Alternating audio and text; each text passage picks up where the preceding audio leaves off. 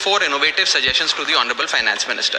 So the first good thing that I found in the budget is that there was an increase in the STT for derivative trading. Usually सरकार की निंदा हुई इस विषय को लेकर, मार्केट्स भी गिरी, लेकिन मेरा ये मानना है कि इस कदम से स्पेक्युलेटिव ट्रेडिंग यानी कि सट्टा ट्रेडिंग समाप्त होगी या कम होगी और रिटेल इन्वेस्टर जो 90% रिटेल इन्वेस्टर एफएनओ सेक्टर में नुकसान भुगतता है फ्यूचर्स एंड ऑप्शंस के चलते, जुआ खेलता है, उसमें आपको रिटेल इन्वेस्टर की प्रोटेक्शन का एक माध्यम बन सकता है। लेकिन मैं इसी के साथ साथ वित्त मंत्री जी को याद दिलाना चाहूंगा कि एसटीटी का जेनेसिस क्या है, एसटीटी का जन्म कब हुआ।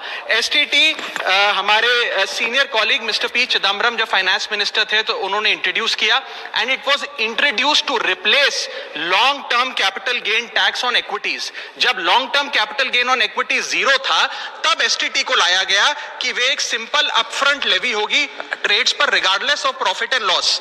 लेकिन अब सरकार ने long term capital gain tax भी लगा दिया, एसटीटी भी लगा दिया और रिटेल इन्वेस्टर को और तमाम इन्वेस्टर्स को एक प्रकार से डिसइंसेंटिवाइज किया। मैं एक सुझाव लाया हूं सरकार के लिए जिससे long term house hold earnings बढ़ेंगी, वेल्थ क्रिएशन होगा और वेल्थ पार्किंग रियल एस्टेट और गोल्ड के सेक्टर से निकलकर इक्विटीज में आएगी और स्पेक्युलेटिव ट्रेडिंग और कम होगी और long term investment behaviour investors का बढ़ेगा। वो की है कि long term capital gain tax on equities should be made nil in this country for individual investors. दुनिया की कई ऐसे देश हैं जिसके अंदर long term capital gain tax equities पे खास तौर पे शून्य है, जैसे कि Switzerland, Singapore, UAE, New Zealand, Hong Kong, Qatar, Malaysia. मैं चाहूंगा कि जब एसटीटी बढ़ाया जा रहा है तो इसी बजट में ही long term capital gain tax को जीरो किया जाए। सर मेरा दूसरा